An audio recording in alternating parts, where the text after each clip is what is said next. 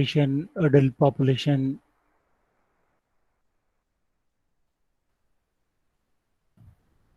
labor force, not in labor force,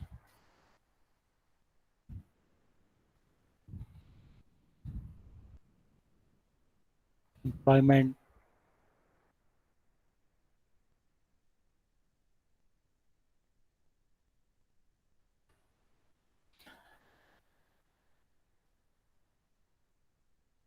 तो labour force का जो कॉन्सेप्ट है वो हमने फर्स्ट अंडरस्टैंड किया था जब हम कैलकुलेट कर रहे थे पर कैपिटा इनकम ना। Per capita of a country, किसी भी कंट्री का जो पर कैपिटा इनकम निकाला जाता है उसका मतलब क्या होता है, total GDP divide by population, है ना। तो जिस कंट्री की पॉपुलेशन ज़्यादा होगी उस कंट्री का पर कैपिटा इनकम क्या होगा, आपका कम आएगा, क्योंकि डिनोमिनेटर आपके पास क्या है, पॉपुलेशन है, और नोमिनेटर आपके पास क्या है, जीडीपी। ठीक है, तो जीडीपी डिवाइड बाय पॉपुलेशन होता है। पाकिस्तान की जो ऑफिशियल जो पॉपुलेशन है वो आपके पास कितनी है, 22 करोड़ आपकी पाकिस्तान की पॉपुलेशन है ना। एडल्ट पॉपुलेशन का मतलब क्या होता है, और लेबर फोर्स और नॉट इन लेबर फोर्स का मतलब क्या होता है। देखें, लेबर फोर्स का मतलब होता है employed plus unemployed.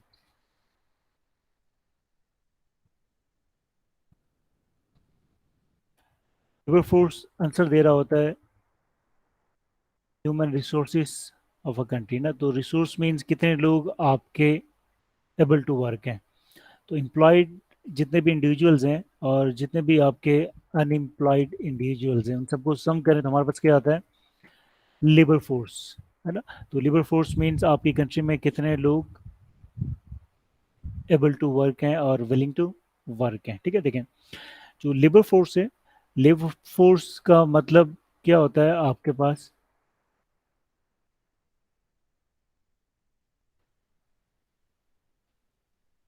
Able to work and willing to work. Able to work अभी हमने अंडरस्टैंड किया। एबल टू वर्क मीन्स आपकी कंट्री में जितने भी लोग हैं जो 18 ईयर्स के हैं या 18 साल से ज़्यादा के हैं, तो ये आपका क्या हो गया, एबल टू वर्क। तो विलिंग टू वर्क मीन्स आप पास्ट 4 वीक से जॉब सर्च कर रहे हो। आप जॉब सर्च कर रहे हो इसका मतलब आपके पास क्या है, आप एम्प्लॉयड भी हो सकते हो, अनएम्प्लॉयड भी हो सकते हो ना।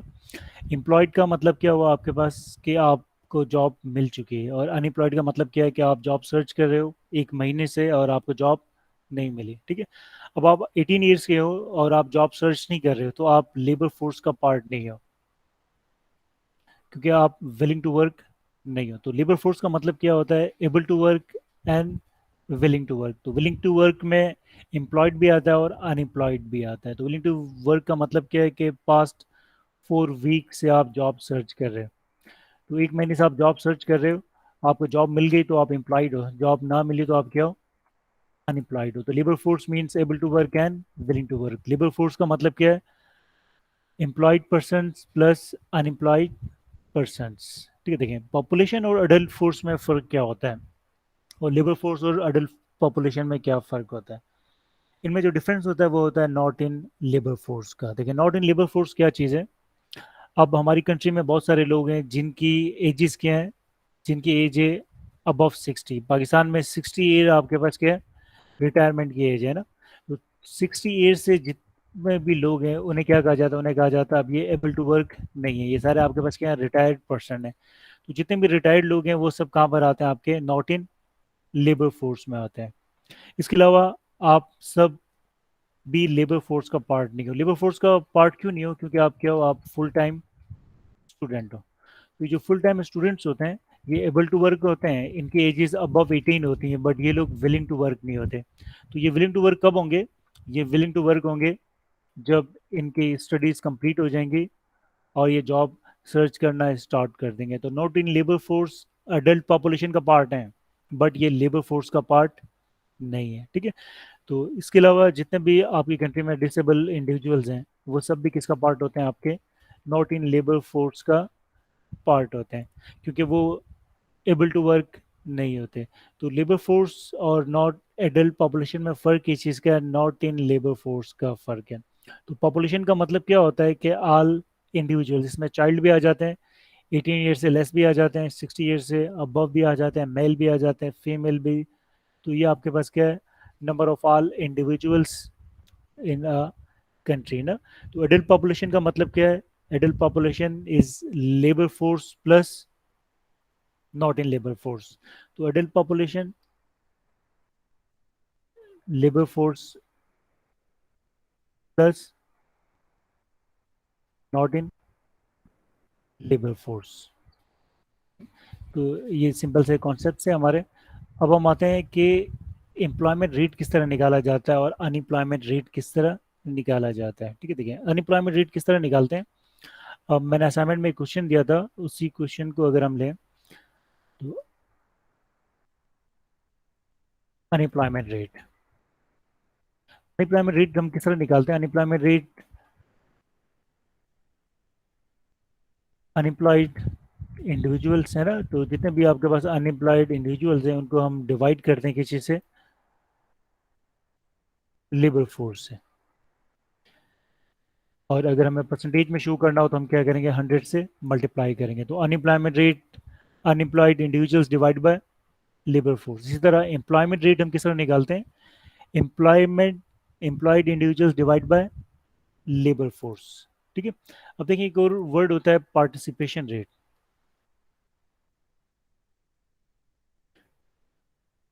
पार्टिसिपेशन रेट हम किस तरह निकालते हैं, पार्टिसिपेशन रेट निकाला जाता है, पार्टिसिपेशन रेट का मतलब क्या होता है कि आपकी पॉपुलेशन में से कितने लोग आपके पास आपकी लेबर फोर्स का पार्ट है। तो पॉपुलेशन का मतलब तो बच्चे भी होते हैं ना। तो जो पार्टिसिपेशन रेट निकाला जाता है इसमें हमारा जो नोमिनेटर होता है वो होता है labour force. Labour force means इतने लोग आपके एबल टू वर्क और विलिंग टू वर्क हैं। उसको डिवाइड किया जाता है एडल्ट पॉपुलेशन से। तो इसका मतलब क्या हुआ, एडल्ट पॉपुलेशन मीन्स आपकी कंट्री के अंदर कितने लोग 18 ईयर से अबव हैं। तो labour force divide by adult population, ये हमारे पास क्या आ जाता है, पार्टिसिपेशन रेट। और परसेंटेज में निकालना हो तो हम क्या करते हैं, मल्टीप्लाई कर देते हैं 100 से। अब देखिए पार्टिसिपेशन रेट के और दो कॉन्सेप्ट्स और हैं। पाकिस्तान में एक वर्ड यूज होता है फीमेल पार्टिसिपेशन रेट।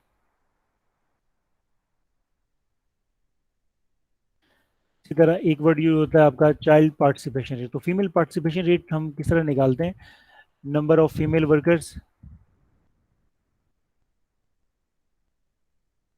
ना, यानी कितने फीमेल्स हैं जो आपकी वर्क फोर्स और लेबर फोर्स का पार्ट है। ठीक है, इसको डिवाइड किया जाता है किसी से, लेबर फोर्स है। तो ये हमारे पास आंसर आ जाता है कि हमारी लेबर फोर्स में फीमेल वर्कर्स का रेट कितना है, और उसको माइनस कर देंगे 100 से तो हमारे पास क्या आ जाएगा, मेल वर्कर्स का क्या रेट है। तो फीमेल पार्टिसिपेशन रेट में number of female workers divide by labour force ना। तो नंबर ऑफ फीमेल वर्कर्स,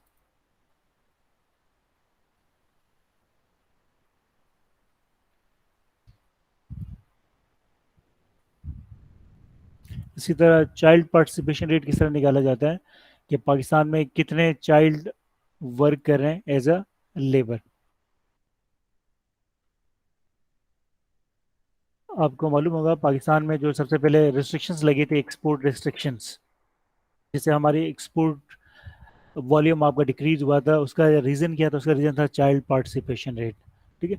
तो नंबर ऑफ चाइल्ड वर्कर का मतलब क्या है कि आपकी जो फैक्ट्रीज हैं, बिजनेस हैं, उसमें कितने लोग काम कर रहे हैं जिनकी एजेस 18 से बिलो हैं।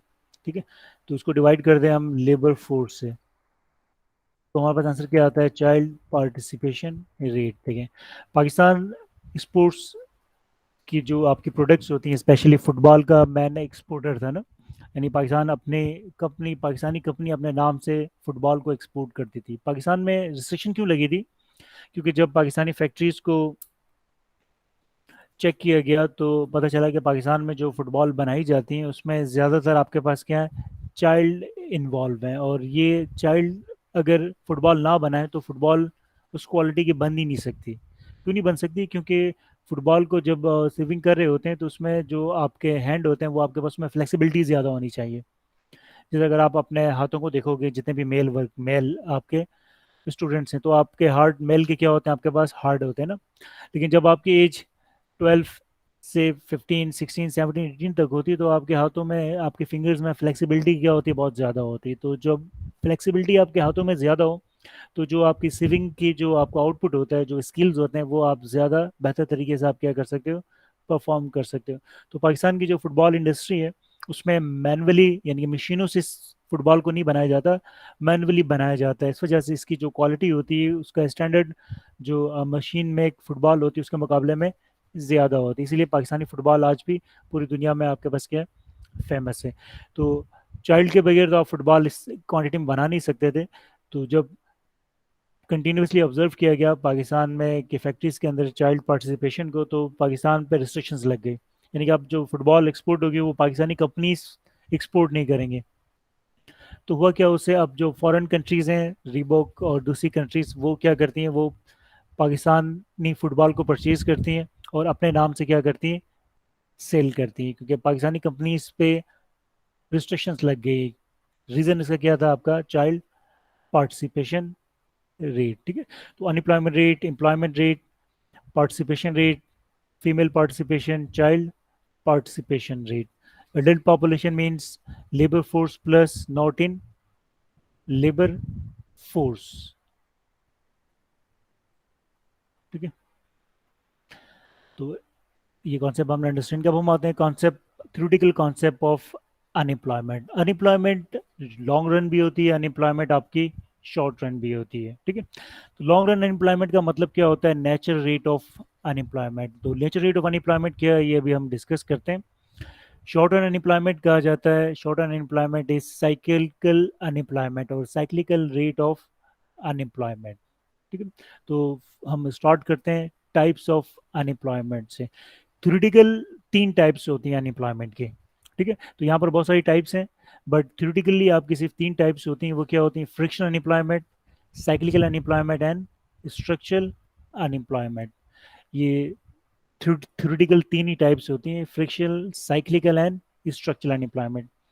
Seasonal unemployment, voluntary unemployment, hidden unemployment, ये हम न्यूज़पेपर्स में पढ़ते हैं, बट लिटरेचर में ये टाइप्स नहीं होती हैं। ठीक है। तो हम इन तीनों को ही डिस्कस करेंगे, क्योंकि जो हम फार्मूलाज हम पढ़े होते हैं उनको हम प्रूफ, इन्हीं 3 को हम प्रूफ कर सकते हैं। देखिए फ्रिक्शनल अनएम्प्लॉयमेंट क्या होती है। फ्रिक्शनल अनएम्प्लॉयमेंट और स्ट्रक्चरल अनएम्प्लॉयमेंट को हम प्लस कर दें तो हमारे पास क्या आ जाता है, नेचुरल रेट ऑफ अनएम्प्लॉयमेंट। तो इसका मतलब क्या हुआ कि फ्रिक्शनल और स्ट्रक्चरल अनएम्प्लॉयमेंट क्या चीज़ है, ये लॉन्ग टर्म अनएम्प्लॉयमेंट है। लॉन्ग टर्म अनएम्प्लॉयमेंट का मतलब क्या है कि ये लोग बहुत अरसे तक अनएम्प्लॉयड रहते हैं। ठीक है। इसका मतलब क्या है, ये अंडरस्टैंड करने के लिए हमें डिटेल में जाना होगा कि फ्रिक्शनल अनएम्प्लॉयमेंट है क्या। देखिए frictional unemployment natural rate of unemployment, इसका मतलब क्या है कि कोई भी इकोनॉमी ऐसी नहीं है जिसमें फ्रिक्शनल अनएम्प्लॉयमेंट ना हो। क्योंकि नेचुरल रेट ऑफ अनएम्प्लॉयमेंट को अभी हमने डिस्कस किया था कि हम जो full employment level of employment कहते हैं, इसका मतलब क्या होता है कि अनएम्प्लॉयमेंट जीरो है। तो वो जीरो का मतलब क्या है, नेचुरल रेट ऑफ अनएम्प्लॉयमेंट, यानी कि उस लेवल पे जो भी एम्प्लॉयमेंट लेवल है वो क्या है, वो नेचुरल रेट ऑफ अनएम्प्लॉयमेंट है। यानी कि फ्रिक्शनल और स्ट्रक्चरल अनएम्प्लॉयमेंट है। वो जो जीरो की बात कर रहे होते हैं, वो जीरो क्या होता है, वो होता है आपका साइक्लिकल अनएम्प्लॉयमेंट। ठीक है। तो फ्रिक्शनल अनएम्प्लॉयमेंट क्या होती है, आप बीबीए करते हो, बीबीए करने के बाद आप जॉब स्टार्ट कर देते हो।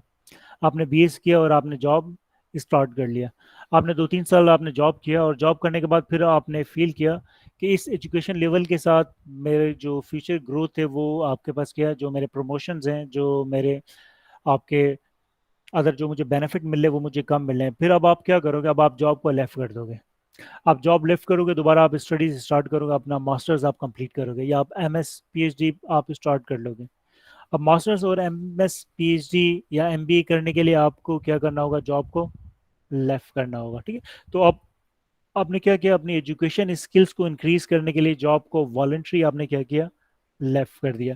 तो ये जो आपके पास जॉब को लेफ्ट करना होता है, इसे हम क्या कहते हैं, फ्रिक्शनल अनएम्प्लॉयमेंट। तो फ्रिक्शनल अनएम्प्लॉयमेंट क्या होती है, always some unemployment due to workers voluntary changing employment. तो अपनी स्किल्स को अपडेट करने के लिए आपने एमबीए में एडमिशन ले लिया, मास्टर्स में आपने एडमिशन ले लिया और अपनी जॉब को लेफ्ट कर दिया। अब आपकी एजुकेशन कब कंप्लीट होगी, 2 साल में कंप्लीट होगी, 1 साल में कंप्लीट होगी, फिर आप जॉब के लिए अप्लाई करोगे। तो फ्रिक्शनल एम्प्लॉयमेंट क्या चीज़ है आपके पास, लॉन्ग रन अनएम्प्लॉयमेंट।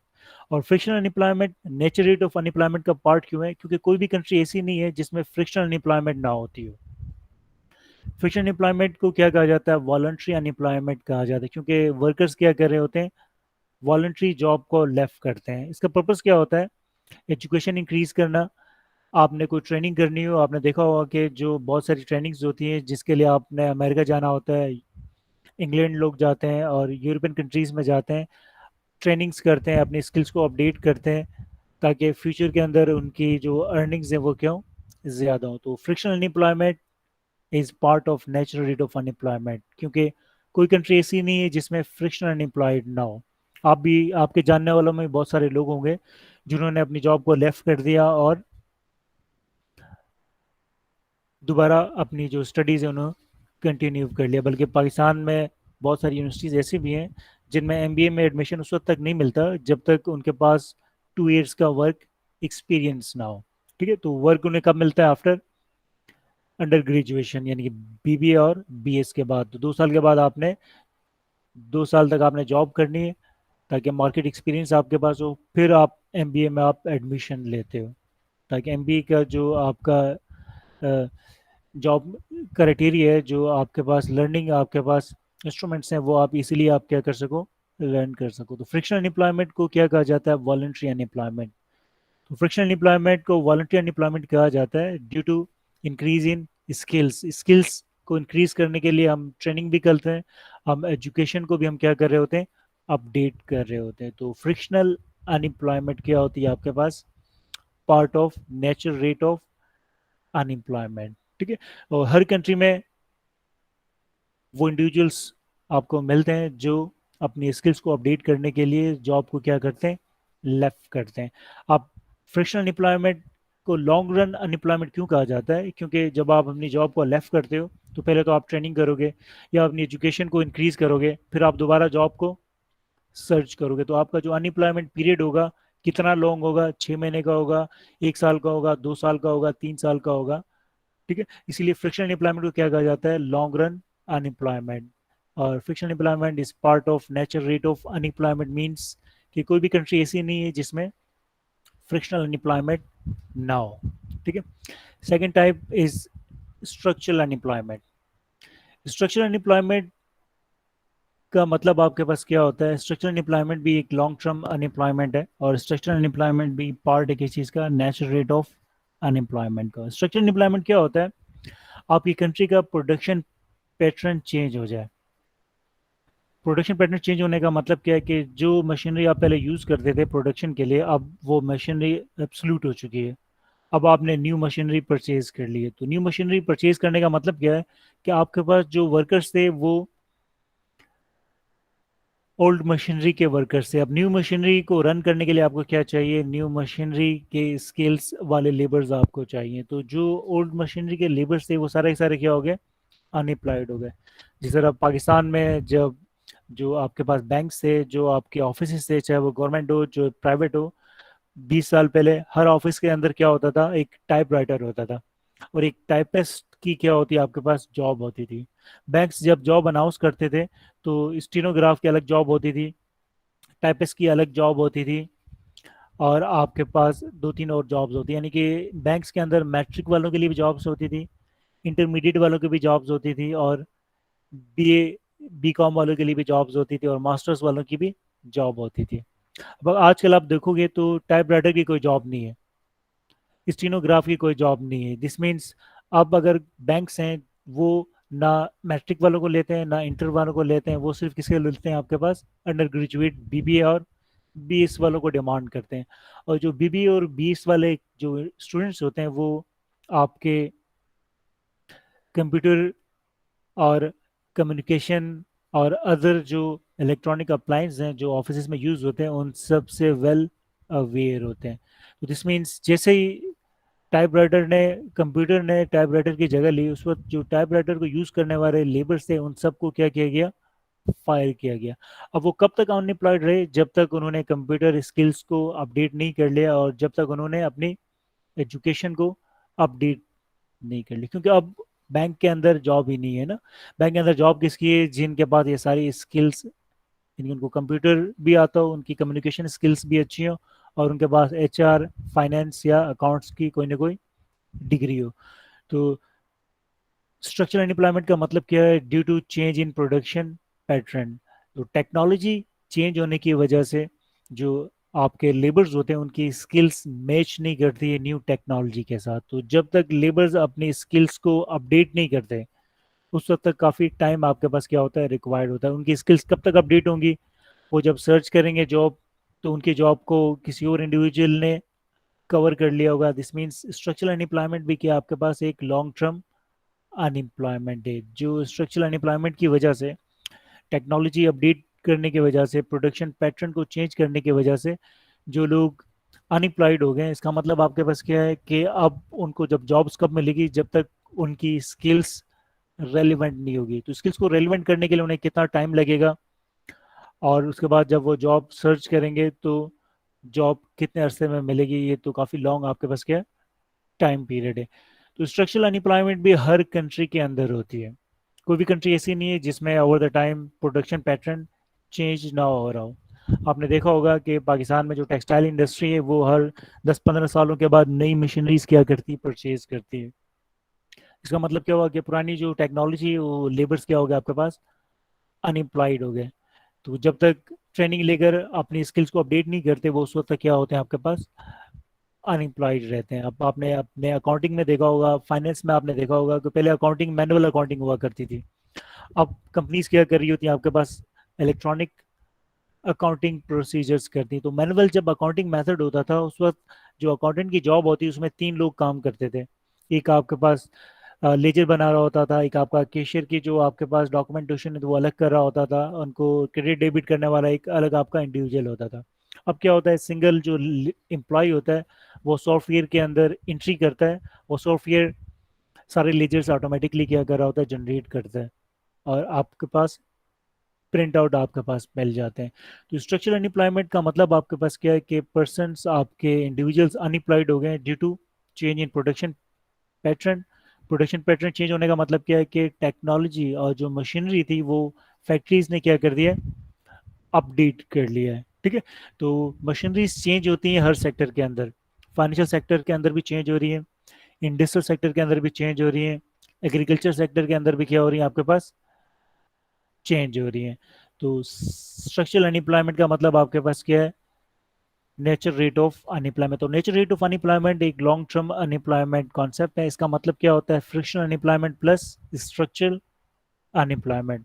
तो जब हम कहते हैं full employment level of employment is zero, इसका मतलब क्या होता है, इसका मतलब होता है साइक्लिकल अनएम्प्लॉयमेंट इज जीरो। क्योंकि फ्रिक्शनल और स्ट्रक्चरल अनएम्प्लॉयमेंट तो हर कंट्री के अंदर है, और फ्रिक्शनल अनएम्प्लॉयमेंट को हम क्या कहते हैं, उसे कहा जाता है natural rate of unemployment. This means unemployment का एक स्पेसिफिक रेट, यानी कि 5% और 6% हर कंट्री के अंदर होता है। वो क्या होता है, वो होता है आपके पास सम ऑफ फ्रिक्शनल एंड स्ट्रक्चरल। तो जो एक्चुअल जो अनएम्प्लॉयमेंट का जो फिनोमेना होता है, जो हर कंट्री को बहुत वर्स लगता है, वो अनएम्प्लॉयमेंट क्या होती है, वो होती है साइक्लिकल अनएम्प्लॉयमेंट। साइक्लिकल अनएम्प्लॉयमेंट क्या होती है, reduction in aggregate demand. Aggregate demand का मतलब क्या है, demand for goods and services.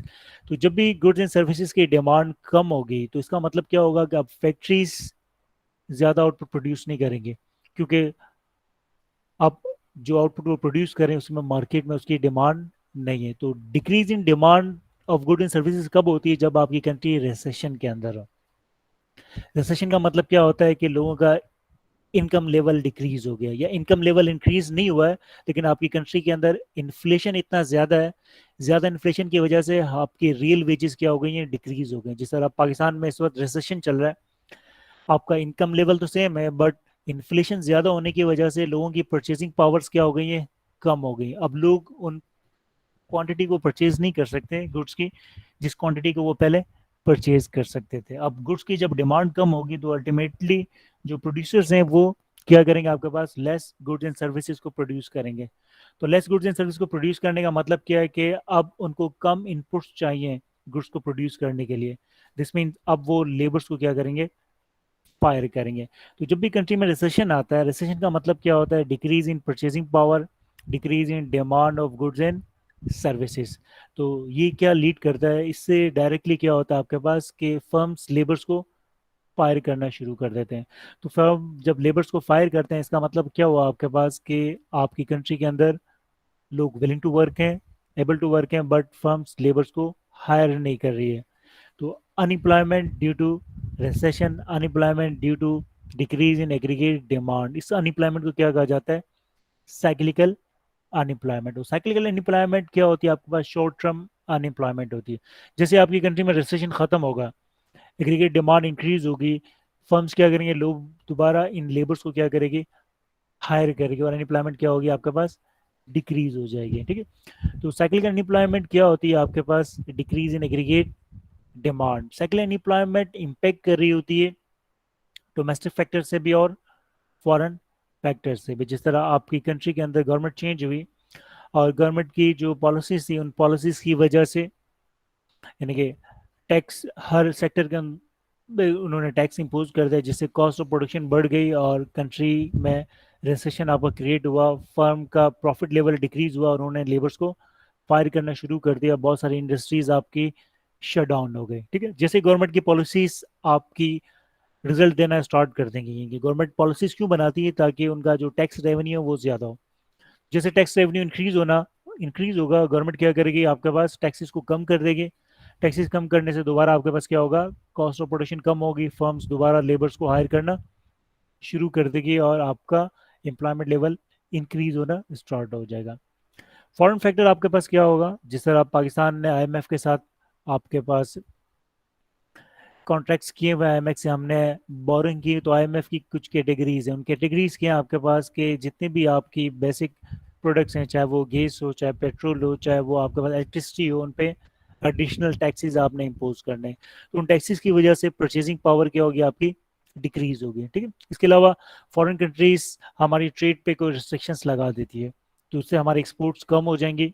Export कम होने से हमारा जो कंट्री वो रिसेशन की तरफ मूव करेगा, हमारी फॉरेन पेमेंट्स की एबिलिटी क्या हो जाएगी आपकी, डिक्रीज हो जाएगी। ठीक है।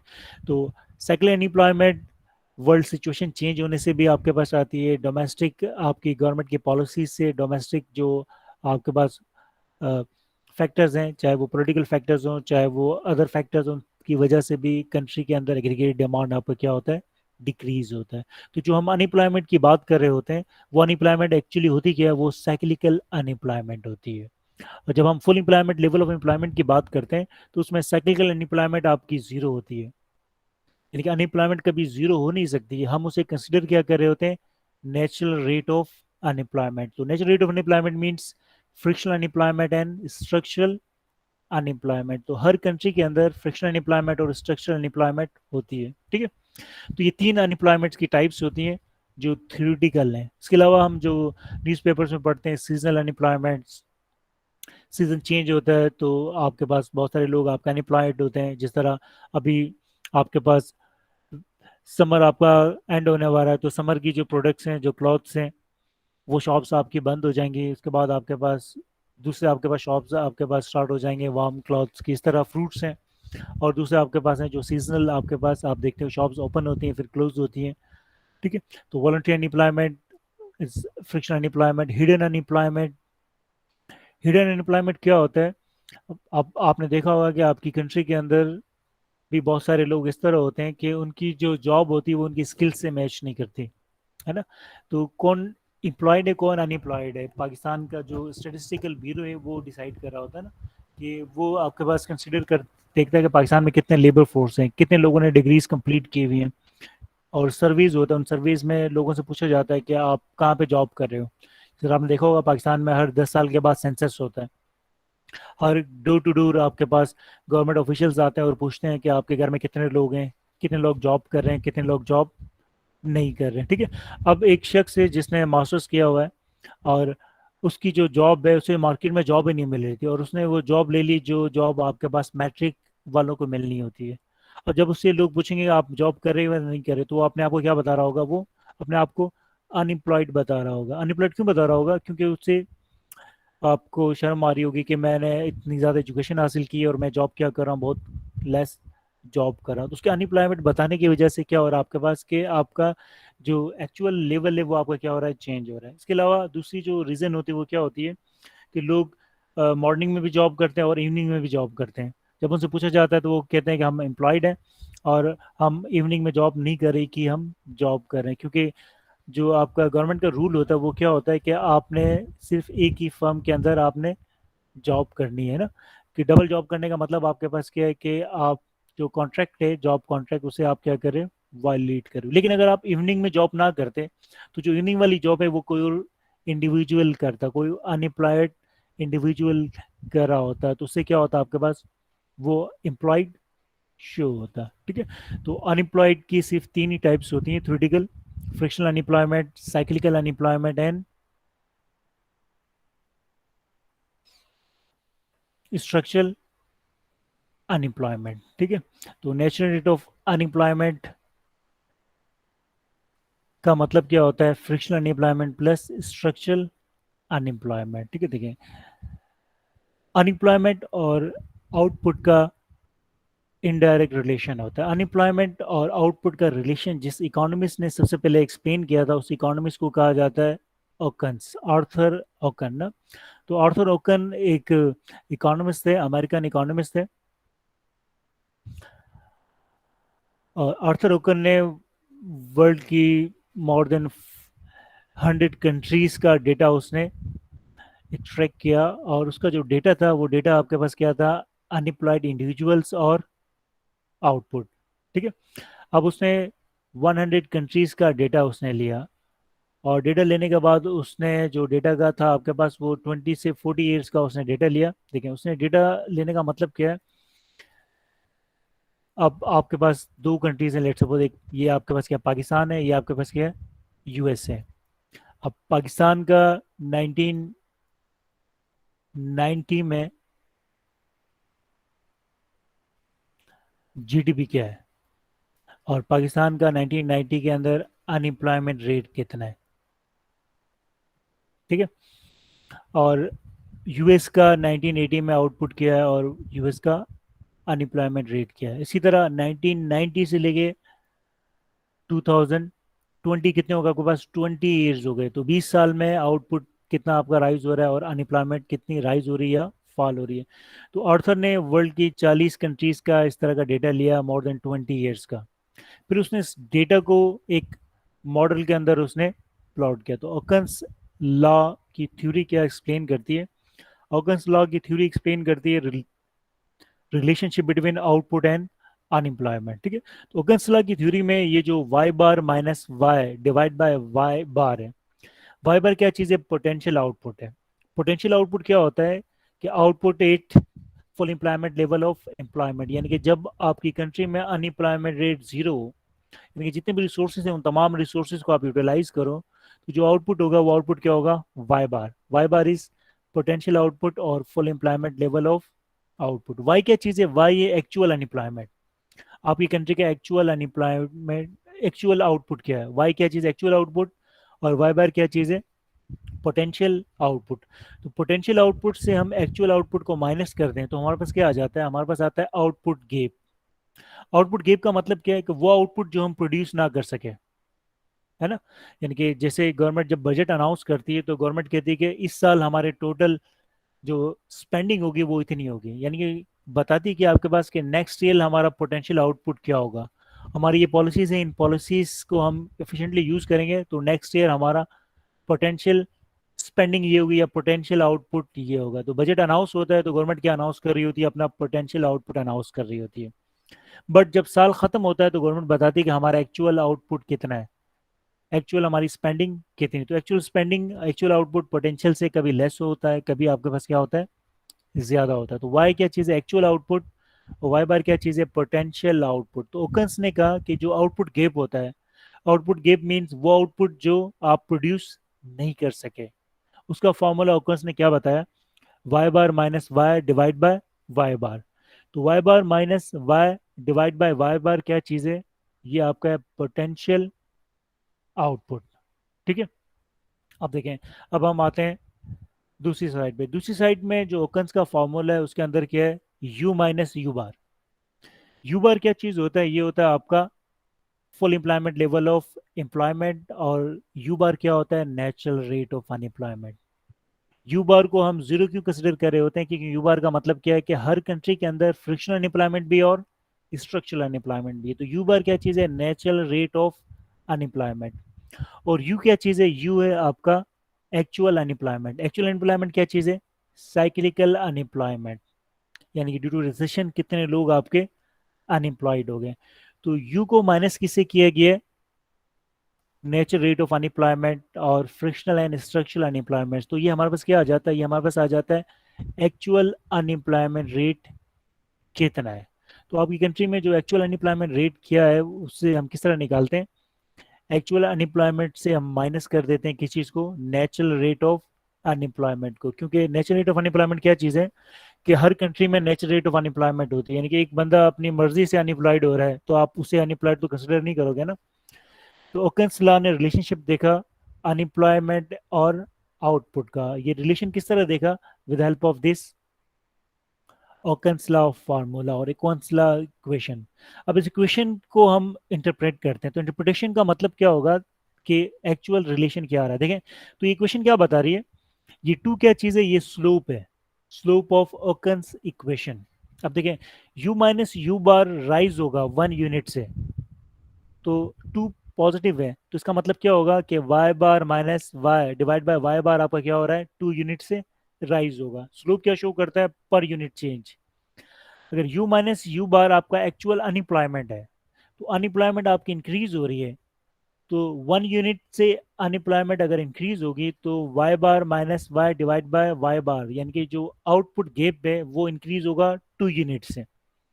और आउटपुट गैप क्या चीज़ है, वो आउटपुट जो हम प्रोड्यूस नहीं कर सके। तो इसका मतलब क्या हुआ कि जब भी अनएम्प्लॉयमेंट इंक्रीज होगी, आपका जो आउटपुट है वो डिक्रीज होगा 2 यूनिट से। यानी ओकन्स क्या बताता है, ओकन्स एक्सप्लेन करता है कि अनएम्प्लॉयमेंट के बढ़ने से आउटपुट आपका डिक्रीज होता है।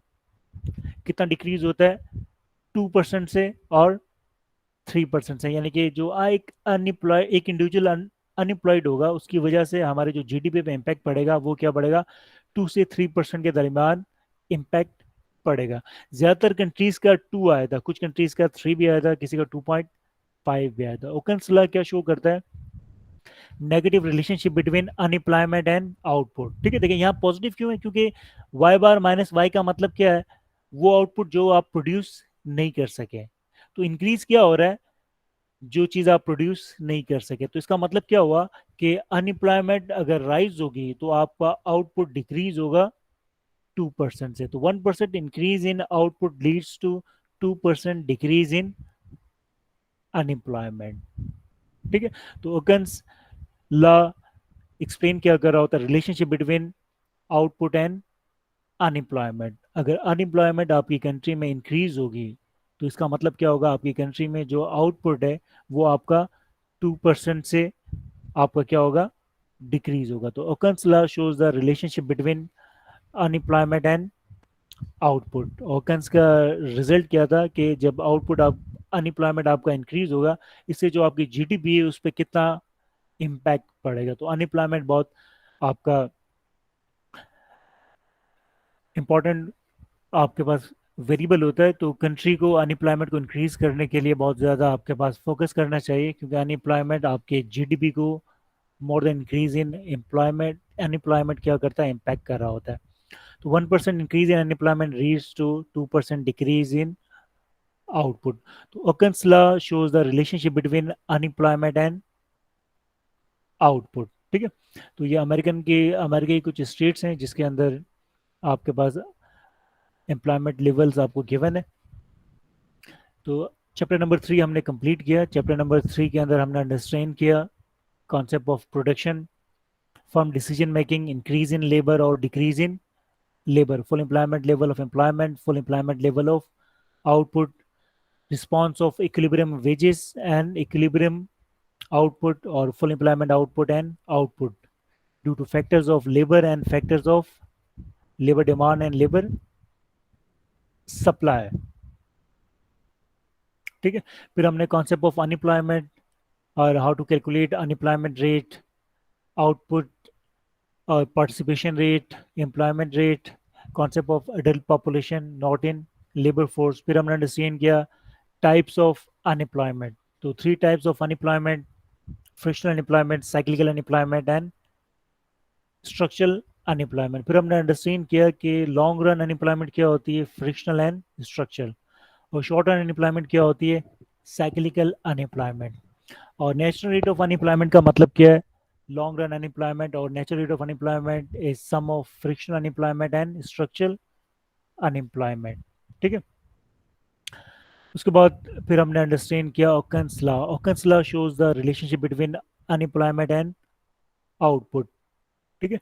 तो ऑकन्स लॉ क्या एक्सप्लेन कर रहा होता है, अनएम्प्लॉयमेंट इंक्रीज होगी तो आउटपुट आपका क्या होगा, डिक्रीज होगा। ठीक है। देखें ये जो आपको एक टेबल शो हो रहा है, ये टेबल के अंदर ये जो कोफिशिएंट है, ये कोफिशिएंट किस चीज़ का है, ये कोफिशिएंट आपका है ओकन्स का कोफिशिएंट है।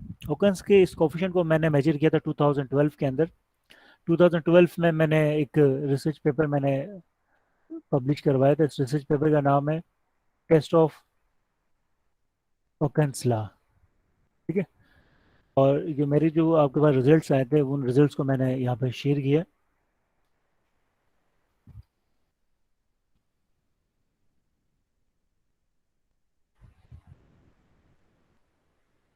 ठीक है, ये पेपर है। और इस पेपर के जो रिजल्ट आए थे वो रिजल्ट्स,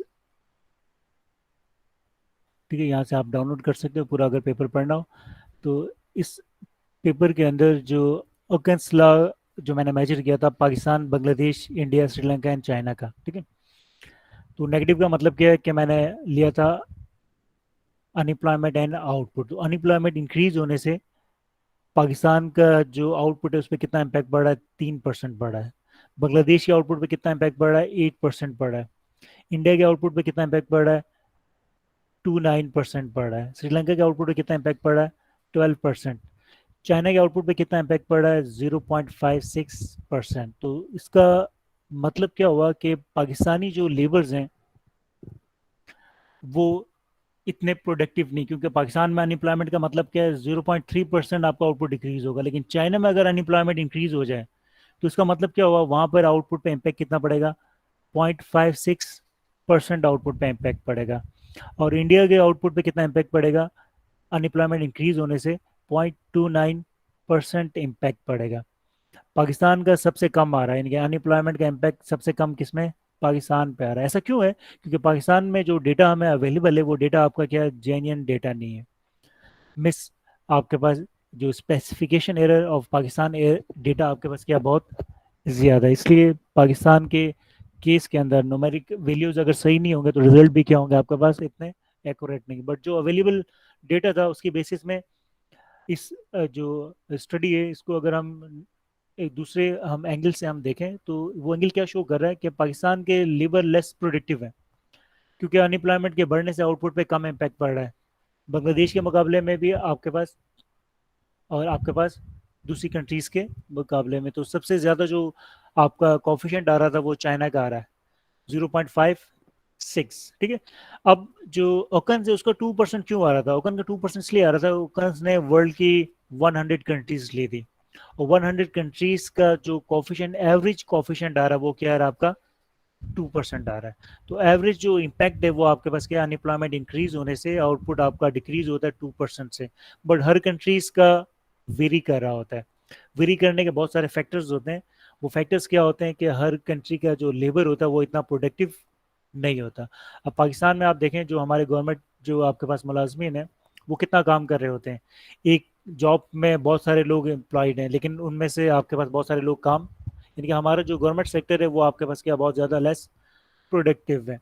आप स्टील मिल को देख लें, 9,000 लेबर की गुंजाइश है, मोर देन 17,000 लेबर्स आपने हायर किए हुए हैं, है ना। तो 17,000 में से अगर 10,000 लेबर भी फायर करते जाएँ तो स्टील मिल के आउटपुट पे कोई इम्पैक्ट ही नहीं पड़ेगा। इसी तरह पाकिस्तान रेलवे हो गया, पाकिस्तान पीआईए हो गया और दूसरे आपके पास गवर्नमेंट आपके इंस्टीट्यूशंस हो गए, वहाँ पर जो लेबर्स हैं वो आपके पास क्या बहुत ज़्यादा एक्सेस के अंदर हैं। तो लेबर को फायर करने से आउटपुट पे इम्पैक्ट नहीं आ रहा है। इस सेंस में जो मेरी आपके पास थ्योरी जो रिसर्च थी वो काफ़ी एक्यूरेट थी। ठीक है।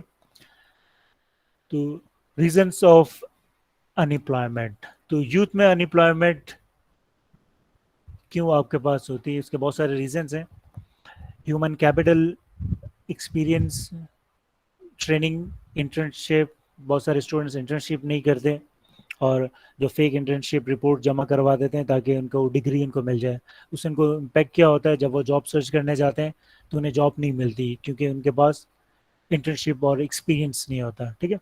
अब बहुत सारी फर्म्स होती हैं वो जॉब सिर्फ उनको देती हैं जो एक्सपीरियंस हो, 2-3 साल का एक्सपीरियंस हो। तो जो यंग, जो आपके पास आपके ग्रेजुएट्स होते हैं, उनका एक्सपीरियंस तो होता नहीं, इस बेसिस पे भी उनको बहुत देर से जॉब्स मिलती हैं। ठीक है।